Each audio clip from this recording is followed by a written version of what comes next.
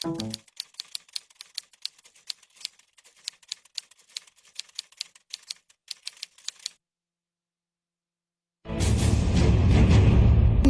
की रो में 3 औरतें हैं जिनके मुंह पे कालक लगा के उनको पेश किया गया। आप सानिया मिर्जा को बढ़ावा दे रहे हैं? आप मुझे बताइए, आप लिबास में खेलिए, आप उसी लिबास में खेलिए। देखिए मेरे हाथ में छड़ी है, अरे मैं इलाज कर दूंगा। आपको इजमा और क़यास का पता ही नहीं क्या है? बताइए क्या तर्जुमा है, बताइए ना। कैसे आपको आप चैनल में बताइए इजमा और क़यास किसे कहते हैं? औरत कुश्ती लड़ने के लिए है ही नहीं। आप अगर आप फिल्म की बात करते हैं, देखिए आपने औरत को सिर्फ शोपीस बना के रख दिया। आपकी बेटी के बारे में यहाँ गलत अंदाज में बात शुरू की गई, वो बहुत ज्यादा अफसोसनाक है। सैयद के खिलाफ बोलने के लिए मैं खिलाफ नहीं बोल रही हूँ। ये अपने आप को बहुत बड़ा इस्लामी स्कॉलर समझती हैं कि मौलाना लोगों ने मसले बिगाड़े हैं। मुस्लिम महिला जो हैं मुफ्तियों के, मुल्लाओं के जवाब से चुप है, खामोश है।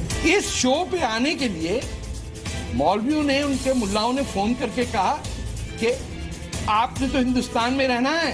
मौलाना एग्री करते हैं, अपने घर में देखें पहले। मैं आपको अपना पर्सनल एक्सपीरियंस शेयर करूं, मेरा खुद केस चल रहा है। अच्छा। और मेरे हस्बैंड ने मुझे बाय पोस्ट तलाक लिख के भेजा।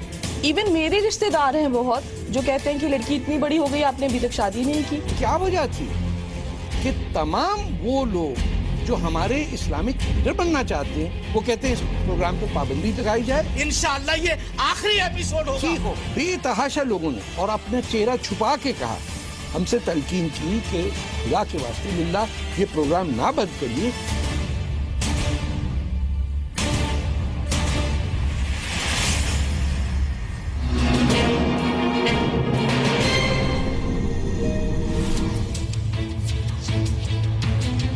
नमस्कार, अस्सलाम वालेकुम, आदाब। मेरा नाम है तारिक फतेह और एक बार फिर आपके पास फतह का फतवा लेके हाजिर हुआ हूँ। इस हफ्ते ज़रा प्रोग्राम ज़रा हटके है। वो इसलिए कि शो के अंदर कोई मर्द मेहमान नहीं है, कोई मौलाना नहीं है। यहाँ सिर्फ ख़वातीन हैं, महिलाएं हैं और बाद में हम बताएंगे आपको कि इसकी क्या वजह है। लेकिन सबसे पहले आपको आज के मेहमानों से तारुफ करा दूँ। मेरे साथ हैं प्रोफेसर शीरीन मसरूर, अलीगढ़ यूनिवर्सिटी में केमिस्ट्री पढ़ाती हैं और all India women's personal law board की यूपी की चेयर भी हैं माशाअल्लाह। उनके साथ है शबनम सिद्दीकी जो एक बिजनेसमैन है यूपी में, बहुत कामयाब, हिंदुस्तान से लेदर गुड्स एक्सपोर्ट और इंपोर्ट करती हैं और शायरी भी करती हैं। Welcome to the show. और सीधे हाथ पे मेरे हैं नामी जामी शख्सियत और आमना शेरवानी जिनका हिंदुस्तान के मौलवियों से बड़ा करीबी रिश्ता है। Welcome to the show. और फिर हैं सल्तनत हमारे साथ, दिल्ली यूनिवर्सिटी में फाइनल ईयर लॉ की स्टूडेंट हैं और ख़ास इनकी नज़र है मुसलमान महिलाओं के साथ जो पर्सनल लॉ बोर्ड और जो चर्चा चल रहा है उसके बारे में ये रोशनी डालेंगी। तो आज का मुद्दा हमने इसीलिए मौलानाओं या मर्दों को नहीं शामिल किया क्योंकि हम इन खवातीन से ये पूछना चाहते हैं कि इनके रास्ते में क्या रुकावट है और ये क्या बात है कि जब मुसलमानों की हिंदुस्तान में बात होती है तो औरतों से कोई नहीं पूछता।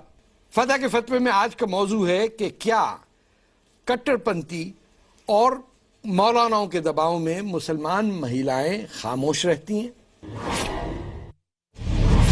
भारत की कुल आबादी में मुस्लिम महिलाएं करीब 9 करोड़ हैं। ये 9 करोड़ आवाज है तो हम हैं और हमारा समाज है। लेकिन ये कौन है जो मुसलमान महिलाओं की आवाज दबाना चाहता है? किस टाइप की औरतें? ये किस टाइप की औरतें? आप मेरी जैसी औरत से बात ही नहीं कर सकते। आप हर तौर से बेहुदे, आप दिमागी तौर से बेकार हैं, आप दिमागी तौर से बेकार हैं। कैसे कर रहे हैं? हम 5 आदमी को नहीं झेल पा रहे। जी न्यूज के शो फतेह का फतवा में पूरी दुनिया के सामने ऐसे लोग सामने आए जिन्हें मुसलमान औरतों की बात बर्दाश्त नहीं होती। मत कहिए इस बात को प्लीज। आप इसको टीआरपी के लिए मत कहिए। किसी को एतराज नहीं, मत कहिए। आप कौन है? आप कौन है? जिस देश की कुल मुस्लिम महिलाओं में 50% से ज्यादा आबादी पढ़ी लिखी ना हो, जिस देश में सिर्फ 2.5% मुस्लिम महिलाएं ग्रेजुएट हों, और जहां ग्रामीण भारत में करीब 85% मुस्लिम महिलाएं ऐसी हैं जो लिख या पढ़ नहीं सकती, वहां क्यों ना एक ऐसी दुनिया हो जिसमें कट्टरता ना हो, जहां महिलाओं को हक हो बोलने का। फतेह का फतवा है कि मुस्लिम महिलाओं पर कट्टरपंथियों का दबाव बढ़ाने की साजिश बंद होनी चाहिए। पिछले हफ्ते कई दिनों से हिंदुस्तान के जो आलिम दीन है मुसलमानों में, मौलाना, मुफ्ती, मौलवी, सब लोगों ने एक मुहिम चलाई कि फतह का फतवा जो जी न्यूज पे प्रोग्राम है उस पर पाबंदी लगाई जाए। कोर्ट में चले गए, कुछ इलेक्शन कमीशन के पास चले गए, लेकिन बेतहाशा लोगों ने और अपना चेहरा छुपा के कहा, हमसे तलकीन की कि खुदा के वास्ते लिल्लाह ये प्रोग्राम ना बंद करिए। लेकिन ये क्या वजह थी कि तमाम वो लोग जो हमारे इस्लामिक लीडर बनना चाहते हैं वो कहते हैं इस प्रोग्राम पे पाबंदी लगाई जाए, वरना उन्होंने तो यहाँ आके धमकियां भी दी हमें कि ये आखिरी शो है। किसी ने कहा जूते से मारूंगा, किसी ने कहा गर्दन काट दूंगा, और एक साहब ने तो ये छड़ी लेके आमना शेरवानी के ऊपर हमला करने की भी कोशिश की। आमना, आपसे मैं शुरू करूंगा, बताइए ये क्या वजह है? क्योंकि उस प्रोग्राम के अंदर भी अच्छी खासी बहस हो रही थी, 1 घंटे तक। आपने भी काफी मौलाना साहब के साथ ज्यादती की, उन्होंने भी की, लेकिन ये तो पता चला कि 2 मुसलमानों का एक इख्तिलाफ है किसी बात पे और बहस हो रही। तो इसमें क्या बुराई है कि वो चाहते हैं कि प्रोग्राम ही बंद हो जाए या औरतें ना बोलें इस बात? देखिए, जो हमारी पितृसत्ता है वो जवान मर्दों को भी उसी तरह से अंकुश में रखना चाहती है, औरतों को भी अंकुश में रखना चाहती है। बॉस अगर हमें मारेगा तो वो हम पीकर आ जाएंगे, घर आकर बीवी बच्चों पर गुस्सा निकालेंगे। ये है वो सारा खेल। आप तो बिजनेस में हैं, कभी बॉस आपने भी किसी को डांटा वांटा होगा, तो ये इनकी एनालिसिस से कुछ आप इत्तेफाक रखती है शबनम साहब? फाइट तो करना पड़ा है, फाइट तो करना पड़ता है लेडीज को। बहुत सारी ऐसी जगह जहाँ प्रॉब्लम्स आते हैं, जहाँ पे लोगों को जो बढ़ना चाहती हैं उनको रोका जाता है। आपको कभी किसी ने रोका? आपके फादर ने या हस्बैंड ने कहा कि ये क्या कर रही है, तुम बिजनेस कर रही हो? नहीं, मेरे फादर ने मुझे कभी नहीं रोका, मेरी मदर ने जरूर रोका। तो पेट्रियार्की इसका मतलब है कि खवातीन में भी होती है, औरतें भी करती हैं प्रोफेसर साहब? औरतें ही ज्यादा करती हैं। औरतें ज्यादा करती हैं? औरतें ही औरतों को ज्यादा रोकती हैं। प्रोफेसर साहब, आप तो यूनिवर्सिटी में, अलीगढ़ मुस्लिम यूनिवर्सिटी में all India Muslim women's person law board में हैं जी। सहमत हैं आप इससे कि औरतें भी ज्यादती कर रही हैं? नहीं, देखिए, हर चीज का अपना लेवल होता है। अगर जहाँ मर्दों को लगता है तो वहाँ वो औरतों पे रूल ओवर होना चाहते हैं जी। और जहाँ औरतें ऊपर होती हैं वहाँ औरतें भी मतलब दूसरे को सप्रेस करना चाहती हैं। लेकिन अगर एक बात देखा जाए तो मुझे लगता है कि शायद औरत ही ज्यादा औरत की दुश्मन बनती जा रही है। तो अभी यूनिवर्सिटी में ही है, लॉ पढ़ रही है दिल्ली यूनिवर्सिटी में। Can you resonate with this, कि आपके जहन में आता है कि ये बातें सही हैं? ये बहुत लड़कियों की फैमिलीज हैं जो उन्हें नहीं बढ़ने देती हैं। क्या कहती हैं, शादी कर लो जल्दी? वो कहती हैं शादी कर लीजिए। इवन मेरे रिश्तेदार हैं बहुत जो कहते हैं कि लड़की इतनी बड़ी हो गई, आपने अभी तक शादी नहीं की। फिर मुस्लिम महिलाएं जो हैं, इनको बेड़ियों में किसने रखा है? किसी सोच ने रखा, एक ग्रुप ऑफ लोगों ने रखा है, या किसकी साजिश है? क्योंकि मुसलमान औरतें यानी हिजाज के जमाने में उस वक्त तो जंगों पे भी गई हैं, हदीस लिखी है। हाँ। और एज अ नर्स काम किया है, एज अ गाइड काम किया है। ये सब नहीं, तो बदला कुछ नहीं है, वही सब चीज है, लेकिन लोग बदल गए हैं, सोच बदल गई है, सोच बदल गई है। आप जरा मुस्कुरा रही जैसे you don't sort of fully agree. नहीं, मैं ये बात कहना कि औरत ही औरत की दुश्मन है, मैं इससे बिल्कुल इसके मुखालिफ हूँ। बिल्कुल नहीं है। एक वायरस होता है, वो हमारे शरीर में घुसता है और शरीर में घुस के हमारे अपने शरीर को ही हमारा दुश्मन बना देता है। ये बायोलॉजी है। वायरस न जीवित होता है न मृत होता है। ऐसे ही पितृसत्ता है, वो हर किसी के अंदर घुसती है और हर किसी को ही औरतों का दुश्मन, जवान बच्चों का दुश्मन, छोटे बच्चों का दुश्मन, पर्यावरण का दुश्मन बना देती है। औरतों के दुश्मन ये क्या मौलवी हुए या वो लोग जो शरिया नाफिज करना चाहते ये हैं? एक बहुत बड़ा षड्यंत्र है कंट्रोल, क्योंकि कंट्रोल की इच्छा सभी को है। ये इंजेक्शन हम सबको लग चुका है। मुस्लिम औरतों के लिए ही ये नहीं है, हर औरत के लिए है। सोसाइटी, हर कम्युनिटी में सोसाइटी है, ये अमेरिका में है, एवरीवेयर है। जो बच्ची हमारी मुसलमान इंडिया में सानिया है, उस पे जो इल्जामात लगे हैं हमने तो बहुत देखे। मजहब क्या है? मजहब तो इंसान के अपने लिए होता है ना, एक यकीन है। तो आप कैसे किसी को खारिज कर देंगे अगर आप मुस्लिम नहीं हो या आप हिंदू नहीं हो या फिर ज्यू नहीं हो या क्रिश्चियन नहीं है? इसी के करने से क्या होता है? नाम बदल तो भाई खुदा ने सानिया मिर्जा को सानिया मिर्जा ही रखा है। हर धर्म में दकियानूसी चीजें लिखी हुई है। हर धर्म को बहुत ज्यादा बदलाव की जरूरत है। कुछ धर्म ज्यादा चतुर है, कुछ धर्म बहुत ज्यादा मूर्ख है। कुछ धर्म चतुर है, वो चादर डाल देते हैं। कुछ धर्म जरा मूर्ख है, वो भड़कीले रूप से कह देते हैं। मुझे ये बताइए, तो हमारे मुल्ला कटमुल्ला झुटमुल्ला भड़कीले मुल्ला भी है। मैं जहाँ रहता हूँ कनाडा में, वहाँ तो हर किस्म का मजहब है, हर किस्म की एथलेटिक्स हो रही हैं। मैंने कभी नहीं देखा कि किसी हिंदू ने या किसी ईसाई ने या किसी पारसी ने एक औरत को कहा कि तुम एथलेटिक्स में हो इसीलिए तुम बदनाम कर रही हो मजहब। ये तो अपनी अपनी सोच है, कौन किसकी सोच कहाँ तक जाती है। ये वही बंदे हैं जिनकी सोच इतनी है कि लड़कियों को पढ़ाओ मत। अब उनकी जो दूसरी मतलब उन्हीं में से दूसरे बंदे हैं जिनकी ये सोच है कि आप ये कपड़े मत पहनो। ये तो सोच है, जिसकी सोच जहां तक जाएगी वो वहीं तक सोच सकता है। कैसे रोकेंगे इसको कैसे इंप्रूव करेंगे? Just ignore it. आप बताइए हमसे कैसे इग्नोर की नहीं जा सकती जी।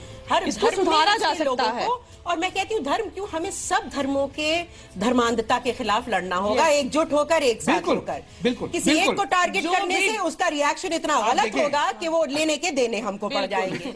सत्ती को खत्म करने के लिए हिंदुओं ने कहा, तमाम हिंदुइज्म की रिफॉर्मिस्ट मूवमेंट जो आर्य समाज है पंजाब में जिधर भी हैं, लोगों की गर्दनें नहीं कटी। सिखों के अंदर कितने फैक्शन हुए। शामी की तो आपने पूरी स्टोरी सुनी होगी ना, तो उसकी बीवी के साथ ज्यादती हुई। बिल्कुल हुई, वो तो हुई, खूब तो हुई। क्यों, कैसे करेंगे?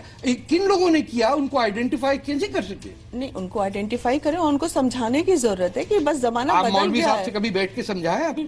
मैंने बहुतों को समझाया। एक सेकंड सर, ये तो आजादी बहुत की बात है, मैं हमें अपने कपड़े पहनने का, अपने फ्रीडम है, ये तो राइट है सर, राइट टू ना, फ्रीडम है। लेकिन मौलाना जो तुम्हें वो तो नहीं आपसे मौलाना एग्री करते हैं, अपने घर में देखें पहले। जो नहीं करते वो अपने घर में, उनके घर की कौन सी लड़कियां जो है नहीं, कौन सी ड्रेसेस नहीं पहनती, कि जीन्स नहीं पहनती, कि कट स्लीव्स नहीं पहनती, सब पहनती है, नकाब के ऊपर डालती हैं और उसके बाद जाके। प्रोफेसर साहब, आप देखिए, पूरी अलीगढ़ मुस्लिम यूनिवर्सिटी में मोहम्मद शामी की बीवी के लिए जी किसी ने आके बाहर निकला, आपने या आप सब में से किसी ने कोई स्टेटमेंट या एक, हम कौन होते हैं किसी पे? देखिए, सबसे पहले होता है किसी पे तोहमत लगाना। सपोर्ट में कोई क्यों उनकी सपोर्ट में कोई नहीं आया। सपोर्ट भी नहीं किया। तो मैं वही तो बात कर रहा हूँ, क्यों नहीं किया, कि किस तरह हमारे मुंह बंद हो जाते हैं। मैं आपको बताऊं कितने लोगों को, कितनी खवातीन को, महिलाओं को, मैं एक बात करें, इस शो पे आने के लिए मौलवियों ने, उनके मुल्लाओं ने फोन करके कहा कि आपने तो हिंदुस्तान में रहना है, ये तो चले जाएंगे। धमकियां मिली और लोग रुक गए। इस्लाम में, कुरान में सिर्फ आंखों के पर्दे का जिक्र है, जो मर्द को भी रखना होता है और औरत को भी रखना होता है। दोनों के लिए, मर्द औरतों के सामने टांग फाड़ के नहीं बैठ सकता, ना ही कोई औरत बैठ सकती है। ऐसा लिबास नहीं पहनना चाहिए। दोनों को आंखों का पर्दा, कपड़े का पर्दा, कपड़े की चादर का कहीं जिक्र शामी नहीं। पे आइए, आपने कुछ बोले, शामी पे आपने कुछ कहा। मैंने तो कहा, मैं तो हर जगह कहती हूँ कि हर औरत को जिस तरह के कपड़े पहनने, जितनी आजादी चाहिए। देखिए, जो इस्लाम में है, हमें उसको बीइंग अ मुस्लिम नहीं, being a Muslim woman I have to keep its dignity. ठीक है, तो जो है हमें कवर करना है, हमें ऐसे लिबास नहीं पहनना है, तो हम वो करेंगे। और देखिए, अगर हम पुराने जमाने में बात करें तो हमारे हुजूर सल्लल्लाहु अलैहि वसल्लम, उनके साथ हम उनकी, मगर अब आप स्विमिंग टीम पे हैं तो आपको तो स्विम सूट पहनना पड़ेगा ना। हम ऐसी जगह जाए ना जहाँ औरतें ही हो, हम क्यों ऐसे ओलंपिक्स में कम्पीट नहीं, अगर हम क्यों ऐसे जाएं तो उसमें भी आप ऐसे कपड़े पहन सकते हैं, ऐसा नहीं है। बिल्कुल, स्विमिंग में सेकंड टू सेकंड, यानी कि जो स्विमर्स होते हैं उनकी बिल्कुल एरोडायनामिक उनके कपड़े डिजाइन किए जाते हैं कि एक सेकंड भी उनको कम ना हो। देखिए हेड कवर्ड मैंने कहीं देखा था। इस्लाम और कुरान भी यही कहता है कि आंखों का पर्दा बरकरार रखिए, कपड़े के पर्दे, कपड़े के हिजाब लिखे ही नहीं। इस्लाम एक आजादी देने वाला धर्म था, किसी को किसी कपड़े में ढक के रखने वाला धर्म नहीं था। इस्लाम इल्म की ओर जाने वाला धर्म था। इस्लाम हमको पीछे ले जाने वाला धर्म था ही नहीं। आप सब सवाल कर रहे हैं। आज कोई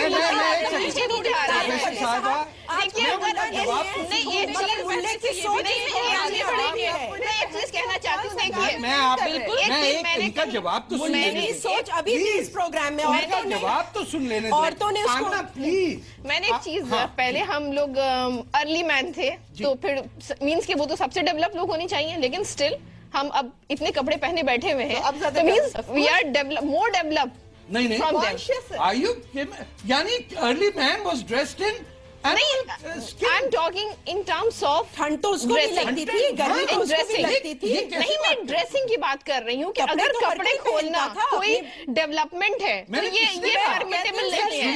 नहीं, एक परमिटेबल नहीं हो जाता है। देखिए we have to keep our mental changes, मगर मानसिकता तो औरत को ढक कर रखने की उसको पर्दे से ही शुरू होती है, घूंघट से शुरू होती है। हर मजहब में नहीं। देखिए आजकल अब आप हर मजहब में आप साड़ी मुस्लिम्स में भी पर्दा है, क्रिश्चियन में भी। मगर मैं कहती हूँ यानी ये आप लोग आप किसके दबाव में ये बोल रही हैं? मतलब आप ही माँ हैं, आप ही बच्चों को पालती हैं। एक मिनट तो उन्हें दें कि वो जवाब वही बात आ जाती है, औरत ही औरत की दुश्मन। तो यानी औरतें सिखा नहीं पा रही हैं। प्रोफेसर साहब जी देखिए, इशू ये है कि मुसलमान औरत इस वक्त चाहे ईरान में है, सऊदी अरेबिया में, हिंदुस्तान में है, और हिंदुस्तान की मुसलमान औरत सबसे ज्यादा लकी क्योंकि जमहूरियत में रहती, यहाँ आपकी पिटाई आम नहीं हो सकती। अफगानिस्तान में और पाकिस्तान में आम लड़कियां पिट रही हैं, पैसे वाली उन्हें बोलने का भी हक नहीं है। हाँ, वो कुछ भी नहीं। अब जब आपके पास ये हक है, जमहूरी हक है, आपको कुछ छू नहीं सकता, मार नहीं सकता, हाँ, उसके बावजूद यहाँ लोग आके कह रहे हैं कि हम 4 शादियां करेंगे।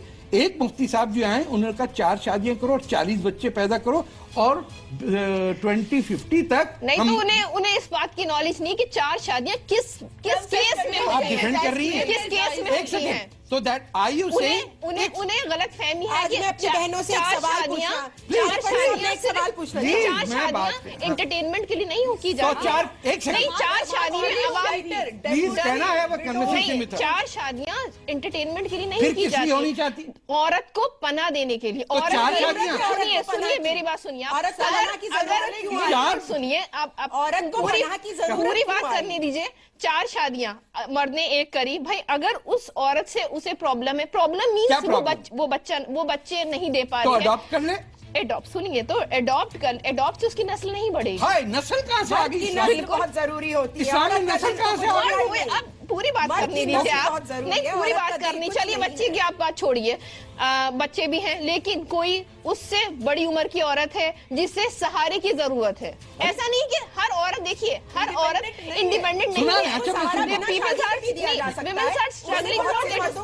देखिए रुक जाइए, अगर आप दूसरी शादी कर रहे हैं,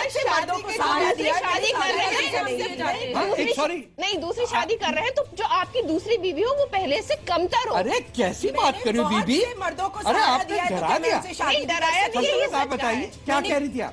जो बिना शादी के सहारा देते हैं तो जो समाज होता है वही उसके लिए मतलब खड़ा हो जाता है कि आप बिना शादी के कैसे इसके साथ सोसाइटी एक्सेप्ट नहीं करती है। शादी देखिए एक बात, आपने तो पोलिगमी को सपोर्ट कर दिया, आप तो ऑल इंडिया सपोर्ट नहीं कर रहे हैं। देखिए सपोर्ट नहीं कर रहे हैं, आपको कंडीशन बता रहे हैं कि in which condition it is allowed. मैं कहता हूं डिसअलाउड होना चाहिए।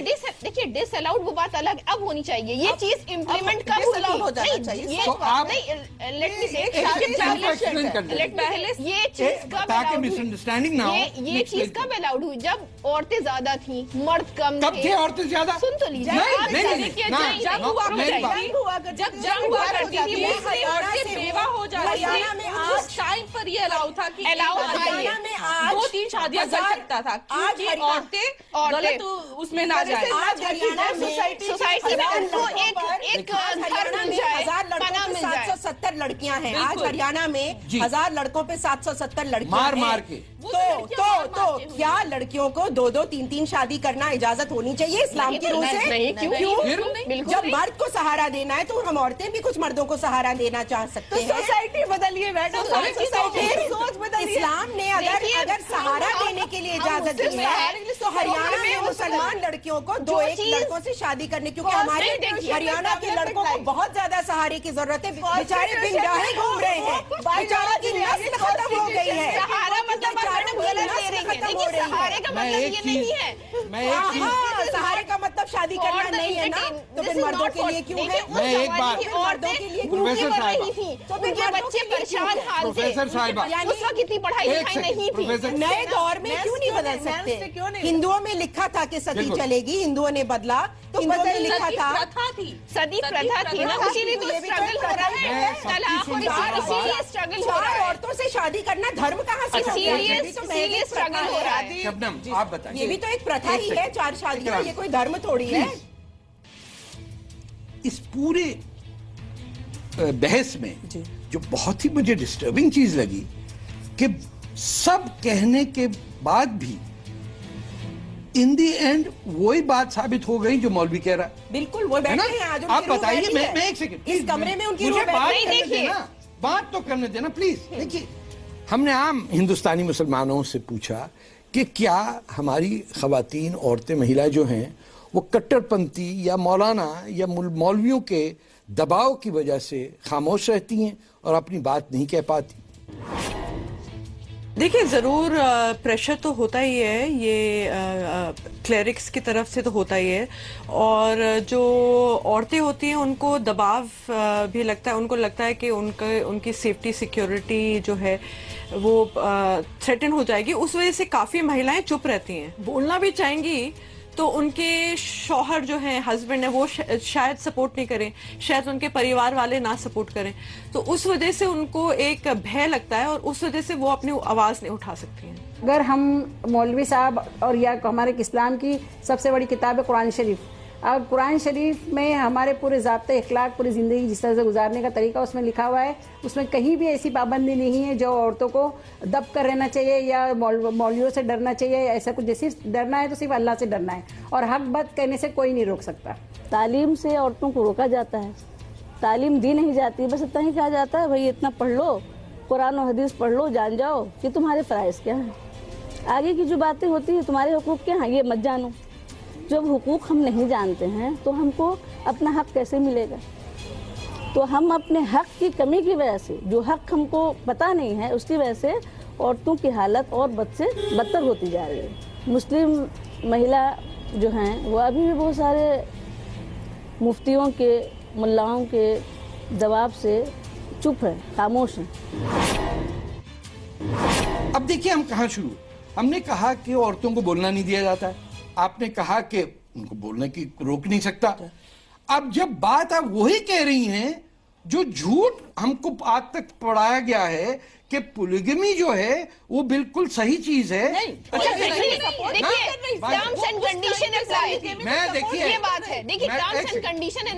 मैडम प्लीज देखिए, आप काफी आपने देखिए, आप जब किसी सूरत भी डिफेंड करेंगे कि पोलिगमी इस कंडीशन में या उस कंडीशन में, ये बुनियादी ह्यूमन राइट्स और इंसानी हकूक के मुंह पे चांटा है, खिलाफ है। और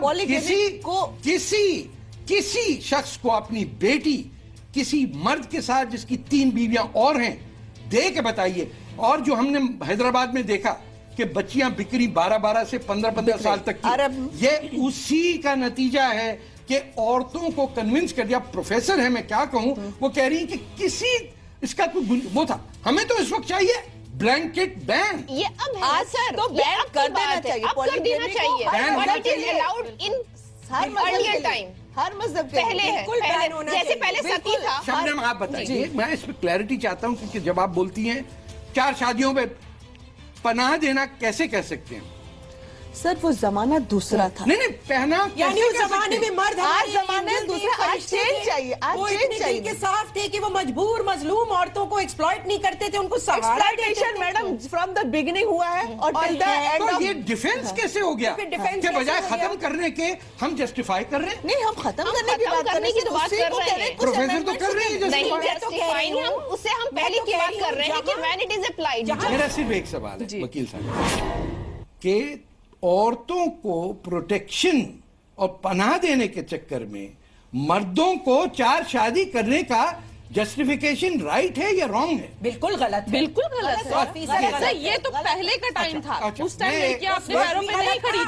गलत है और आज तो लड़कियां मैं एक ब्रेक लेना चाहता हूँ, अपने साथ 4 आदमियों को और पाल सकती हैं। मैं एक ब्रेक लेना चाहता हूँ, उसके बाद आएंगे, लेकिन पहले ये एक तस्वीर देखिए।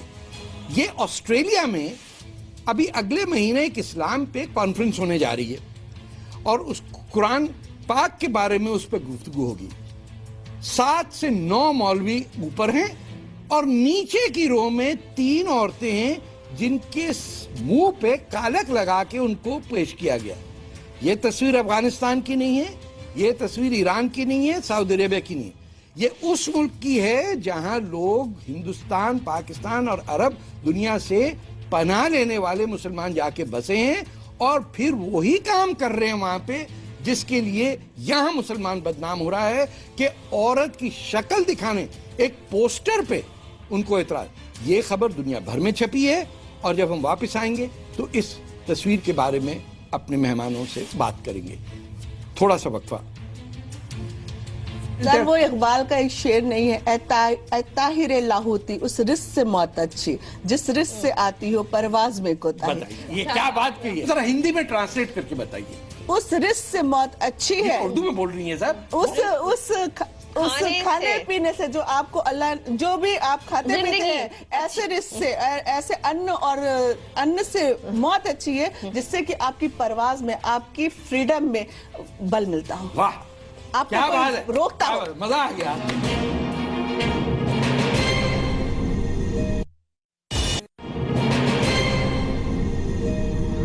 वही बात साबित हो गई जो मौलवी कह रहा है। बिल्कुल, वो बैठे हैं आज। आप बताइए, मैं एक सेकंड, इस कमरे में उनकी रूह बैठी है। देखिए, जरूर प्रेशर तो होता ही है, ये क्लेरिक्स की तरफ से तो होता ही है। डरना है तो सिर्फ अल्लाह से डरना है और हक बात कहने से कोई नहीं रोक सकता। मुस्लिम महिला जो हैं वो अभी भी बहुत सारे मुफ्तियों के, मुल्लाओं के दबाव से चुप है, खामोश हैं। Welcome back. फतह के फतवे में एक छोटी सी ब्रेक के बाद हम सिलसिला वहीं शुरू करेंगे जहां से कटा था। आप सबने देखी ये तस्वीर, ये ऑस्ट्रेलिया में है, ये अफगानिस्तान में नहीं है। जो औरतों का हशर हमारे मौलवियों ने किया है वो आपके सामने है। कुछ उस पर आप कहना चाहेंगी कि ये ऐसा क्यों कि एक इतनी तरक्की याफ्ता मुल्क के अंदर जाके औरतों का ये हशर हो रहा है? ये जो रिग्रेसिव फोर्सेस हैं, इनसे अब हमें युद्ध करना ही पड़ेगा। मैं तो करती ही आ रही हूँ। मेरे से जो छोटी जवान बच्चियां बैठी हैं इस प्रोग्राम में, मैं उनसे भी कहूंगी कि खुल के निकलो, क्योंकि इस्लाम आजादी का पैगाम लेकर आया था, रिफॉर्म का पैगाम लेकर आया था। मौलवी तो थे ही नहीं इस्लाम में, थे ही नहीं, है ही नहीं, उनकी कोई जरूरत ही नहीं है। वकील साहब आप बताइए। वो बिल्कुल अन इस्लामिक है। अगर आप इस कॉन्फ्रेंस में, आप वहां औरतें भी जाएंगी और इस पोस्टर में वो औरतें भी जाएंगी जिनका मुंह काला किया गया, ये क्या वजह है कि वो औरतें बावजूद उसके कि उनको इंसल्ट किया गया फिर जाएंगी वहां पे? वो जवाब देने जाएंगी। किसका जवाब देने जाएंगी? वो तो अपना चेहरा कॉन्फ्रेंस में क्या बुर्का पहन के तो नहीं, फेस कवर कर दिया है, ब्लैक कर दिया है। इससे ये मतलब नहीं है कि मतलब वो रुक जाएंगी, वो वहां पे फिर जाएंगी और इस चीज का जवाब देंगी और मतलब उनमें और खुन्नस भरेगी इस चीज की कि मेरा फेस भी कवर किया और फिर भी मैं आज यहाँ हूँ और आपके भाई वो ही जवाब देंगी कि आप लोग भी खुल के सामने आएंगे, तो खुल के बोलेंगे, कहेंगे कहीं कि ये बंद होना चाहिए। खुल के बोल रही हूँ कि किसी मर्द को नहीं हक है। अमीना के अलावा, जैसे अमीना कह रही, मैं तो वैसे यहाँ तो बुर्का के अगेंस्ट कोई कह ही नहीं सकता कुछ। बुर्का के अगेंस्ट जब भी बात करते हैं, अपनी पसंद है। मैं आज कहती हूँ,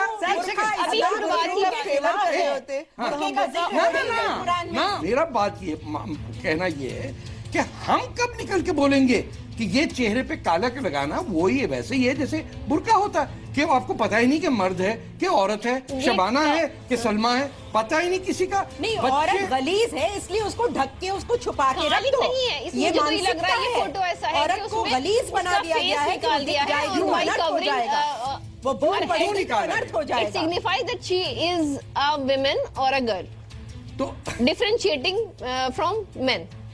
ये बताइए आप इसको अभी तक जस्टिफाई करे जा रही हैं? नहीं, जस्टिफाई नहीं कर रही। क्या कह रही है? आप गड़ा लफ्जों में कंडेम करने की की जुर्रत कैसे हुई, इनकी हिम्मत कैसे हुई? अगर इस्लाम की रूह के खिलाफ तो अगर कंडेम पे आ जाएंगी तो औरत फिर लड़ने बैठ जाए।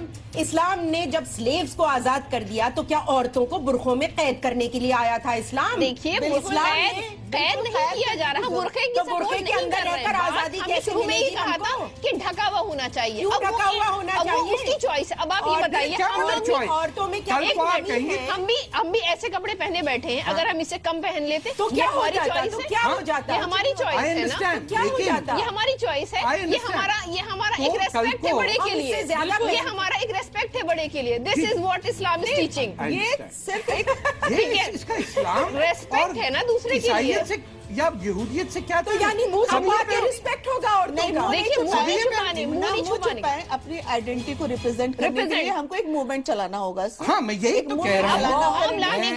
रिफॉर्म लाने के लिए औरत ही जुड़नी पड़ेगी। तो आप जुड़िए ना, औरतें ही नहीं जुड़ती हैं। प्रोग्राम की इब्तिदा में ये कहा था कि क्या वजह थी कि आज हमने सिर्फ महिलाओं को बुलाया, और क्या वजह थी कि आज कोई मर्द या मौलवी नहीं है यहाँ। वो इसीलिए था कि जब हिंदुस्तान की मुसलमान खवातीन आपस में बैठ के बात करेंगी तो इसी तरह का पॉजिटिव एटीट्यूड निकलेगा जिसके अंदर इस्लाम के दायरे के अंदर हिंदुस्तान की जो परंपरा है उसके अंदर रहते हुए एक मुसलमानों की इमेज वो सामने आए कि देखने वाला ये ना कहे कि अरे क्या कह रहा है ये आदमी। कट्टरपंथियों का फिजिकली या ओरली या समाज की तरफ से प्रेशर होता है मुस्लिम औरतों पे कि वो खामोश रहें। होता है जी, है, बहुत है। आपसे तो मैं खैर पूछ नहीं सकता है, मगर औरतों को बिल्कुल उसकी कोई परवाह नहीं करनी चाहिए, निकलना चाहिए, परचम लेकर निकलो, लड़ो और जीतो। अलग बात है, लेकिन होता है, बिल्कुल होता है। आप लोग कैसे उसको, ये सप्लीमेंट्री क्वेश्चन है, उसको कैसे रेकंसाइल करते हैं? क्या देखिए, बात ये है कि ये होता सर ऐसे कि जैसे कि हम किसी जैसे यहाँ ओल्ड पुरानी दिल्ली चले गए, दिल्ली की पुरानी दिल्ली चले गए, वहाँ का वे ऑफ लाइफ दूसरा है। वहाँ पे अगर थोड़ा सा जीन्स जैसे मैं इस गेटअप में भी जाती हूँ तो वो बंदे मुझे मतलब मोड़ के देखते हैं कि ये लड़की जा रही है, मतलब इसके सर पे ये सर से कवर नहीं है, ये रिदा नहीं है, तो ये फर्क है। फर्क तो है। अच्छा चलिए, मुड़ के तो सब लड़के देखते हैं, चाहे आप कुछ भी पहने, तो लड़कों की फिक्र करनी नहीं चाहिए, वो सब एक ही दहली के चट्टे बट्टे हैं। मेरी उम्र में अब मैं काम पलट के देखूंगा। और मैं तो हर लिबास पहन के, जहाँ मुझे जब जीन्स पहननी होती है, जब ड्रेस पहननी सर, मैंने तो मैनेजमेंट एक आखिरी सवाल है, सूट पहने ही नहीं जाती हूँ और किसी की मुंडी मुड़े तो मुझे फिक्र नहीं। ये तो अपनी समझदारी है ना कि किस माहौल में आपको क्या पहनना है। आप किसी के इंतकाल में जाएंगे और आप समझदार हो, साड़ी वाले कपड़े, ये शादी वाले कपड़े नहीं पहन के जा सकते। जैसा देश वैसा नहीं, ये तो फिर भेष बदलेगा कैसे? हाँ, ये सही कह रही है। अगर जैसा देश वैसा ना, इसमें वकील साहबा, इसमें आपकी लेग स्टंप उड़ गई। अब मेरा आखिरी सवाल है कि ट्रिपल तलाक के बारे में कहा जा रहा है कि वो यूपी के इलेक्शन के बाद गवर्नमेंट उसको बैन कर देगी, बैन करने। One at a time. कैसा आप अपना रिएक्शन उस पर? वकील साहब आपसे शुरू करता हूँ, बताइए, खुश है, नहीं है, क्या? देखिए, ट्रिपल तलाक जो है वो लड़कियों के लिए तो अच्छा नहीं है। As a being a girl, कल को मेरे साथ भी कुछ हो सकता है इंसिडेंस ऐसा, तो मैं तो अपने पैरों पे खड़ी हूँ, अल्लाह पाक की रहमत है कि मैं अपने पैरों पे खड़ी हूँ। जो लड़कियां अपने पैरों पे नहीं खड़ी हैं, पहले वो पेरेंट्स पे डिपेंड होती हैं, बाद में वो हस्बैंड पे डिपेंड होती हैं, उसके बाद जब उन्हें डाइवोर्स मिल जाता है, तलाक 3 तलाक को एट ए टाइम बोल देता है बंदा, उसके बाद वो किसके आगे जाके खड़ी होंगी? ना उन्हें मेंटेनेंस मिलती है, ना उनके लिए कुछ किया जाता है। कि ये बैन होना चाहिए। जब इस्लाम में ट्रिपल तलाक है ही नहीं तो इसको पता नहीं कहां से आई, इसको तुरंत खत्म कर देना चाहिए। जो चीज है ही नहीं उसके ऊपर झगड़ा किस प्रकार का, और जैसे बैन नहीं होता है तो मुल्लाओं की बनाई हुई साजिश है। उसकी वैल्यू पे नहीं कर रहे, हम कह रहे हैं कि अगर हुकूमत आज की गवर्नमेंट इंट्रोड्यूस करती लेजिस्लेशन जिसके तहत ट्रिपल तलाक इज एबोगेटेड, मैं कहती हूँ जब वो है ही नहीं तो उसको बैन करने की कोई जरूरत ही नहीं है। जो आदमी ट्रिपल तलाक दे रहा है उसे सीधा जेल में डाल दिया जाए शरीयत को तोड़ने के लिए और भारत के कानून को भी तोड़ने के लिए। तलाक बैन हो जाना चाहिए, ठीक है, ट्रिपल तलाक बैन होने, लेकिन क्या आपको लगता है कि ट्रिपल तलाक बैन होने से क्राइम रुक जाएगा या तलाक होना बंद हो जाएंगे? या तलाक के थोड़ी है, पॉइंट ये है कि औरत भी चाहिए। इंडिया के जो लॉज है इक्वालिटी के, जिसमें कोई किसी को भी तलाक दे सके, वो होना चाहिए। तो वो खुला है ना? नहीं खुला नहीं है। एक सेकेंड, खुला मांगे देना के लिए, मेरी बात एडमिनिस्ट्रेशन ऑफ जुडिशियल एडमिनिस्ट्रेशन मौलवियों से हटा के जुडिशरी में होना चाहिए। लॉज को लेजिस्लेटेड होना चाहिए, कॉन्स्टिट्यूशन में अमेंडमेंट्स होना चाहिए, जो भी जैसे भी है। आप प्रोफेसर साहिब, आप तो जी इसमें तो देखिए ट्रिपल तलाक तो देखिए ये चीज जैसा अभी मैम ने कहा ये चीज कुरान शरीफ में नहीं है। और अगर तलाक दिया जा रहा है तो उसमें आपको रिलैक्सेशन मींस जितना टाइम पीरियड दिया गया है उसमें उस तरीके से अगर आप दे रहे हैं। हम पूछ रहे हैं, वो नहीं मैं कर रहा, मैं डिबेट कर ही नहीं, मैं ये डिबेट कर रहा हूँ कि बंद होना चाहिए, कह रही है कि हम बंद करेंगे तो आप उसको एज हम तो कह रहे हैं कि वो है ही नहीं इस्लाम में, तो उसको अरे बोलने तो दो बीबी। क्या आप उसके सहमत में हैं कि इसको पाबंदी इस पे लगाई? बिल्कुल इस पे पाबंदी लगा। और इवन मैं आपको अपना पर्सनल एक्सपीरियंस शेयर करूं, मेरा खुद केस चल रहा है। अच्छा। और मेरे हस्बैंड ने मुझे बाय पोस्ट तलाक लिख के भेजा, बताइए आप जरा। और मेरी एक छोटी बेटी है मेरी 3.5 साल की। कभी तो ये कैसा लॉ है? ऐसा तो शरीयत में कहीं नहीं है कि आप जो है अपनी बीवी को जाके आप सिर्फ लिख के भेज दें कि हम तलाक, तो कैसे चला? और मेरा इसीलिए मैं खुद लड़ रही हूँ, तो सबसे बड़ी बेयरर और सफरर तो मैं खुद हूँ। तो आपको हम सब दुआ करते हैं कि आपके साथ इंसाफी हो, ऐसा जो आपके साथ हुआ किसी की बेटी बहन के साथ ना हो। और वो तो समझिए हम इतने पढ़े लिखे हैं, हमारे माँ बाप ने इतना हमको कि हम अपना स्टैंड ले पा रहे हैं और हम किसी पे डिपेंडेंट नहीं है। वरना तो बच्ची हमारी तो वो तो बिल्कुल आपको सही निजात मिली, एक झटके में मिल गई ऐसे आदमी की, और दोबारा मत देखिएगा। नाज़रीन, लीगल इसी के साथ होते हैं। अब सुने उन लोगों का सवाल जो कुछ लोग मुझसे इत्तेफाक करते हैं और वो लोग जो बिल्कुल इख्तलाफ नहीं करते। मैं आपको फॉलो कर रहा हूँ जी न्यूज़ पे बाकायदा, मज़ा भी आता है आपकी बातें सुन के, जिस तरीके से डिबेट होती है।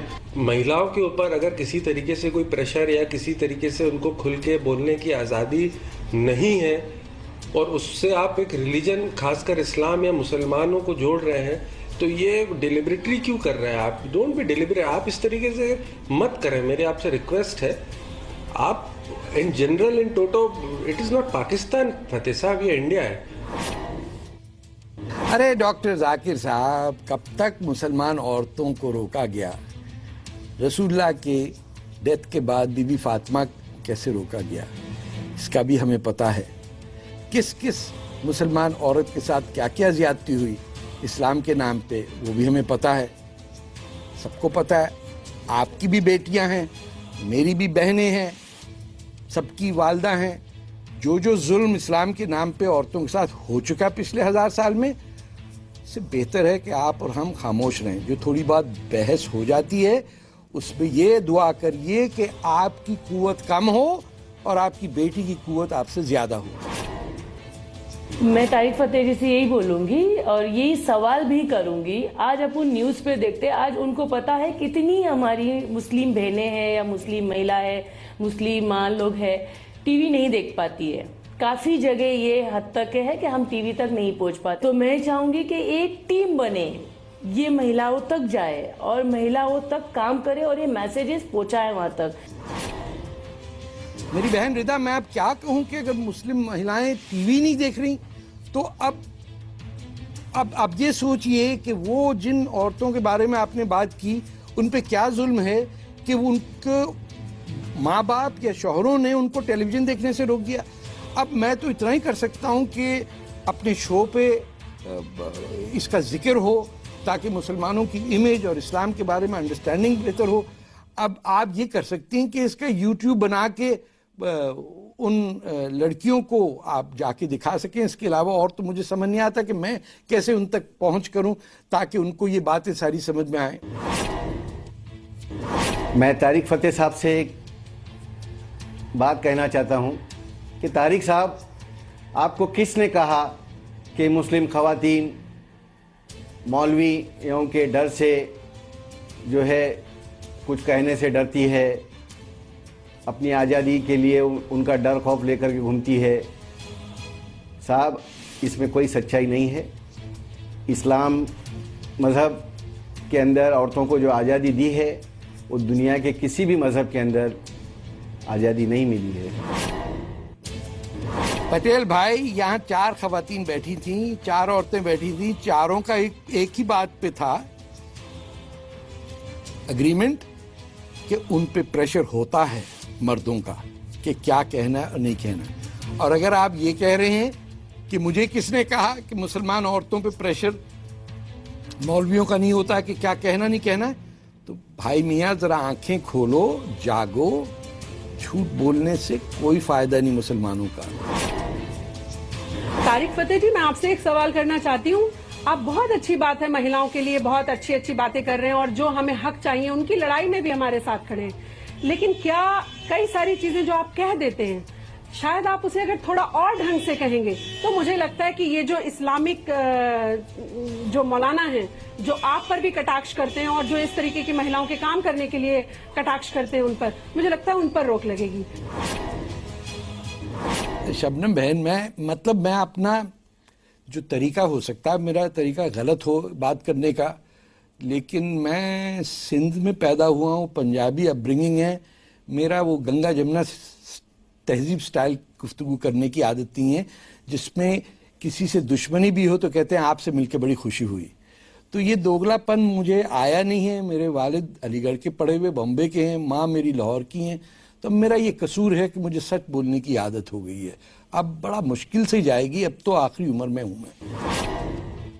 वो इकबाल का एक शेर नहीं है, ताहिर लाहौती, उस रिस्क से मौत अच्छी जिस रिस्क से आती हो परवाज में कोताही। ये क्या बात कही है? तो अपनी परवाज, तो वैसे मुझे शायरी से चिढ़ चढ़ती है, लेकिन आज जो आपने बात कही, वाह, एक दफा फिर हमको प्लीज एक दफा फिर सुनाइए। लाहौती, उस रिस्क से मौत अच्छी जिस रिस्क से आती हो परवाज में कोताही। अच्छा, इसको जरा हिंदी में ट्रांसलेट करके बताइए।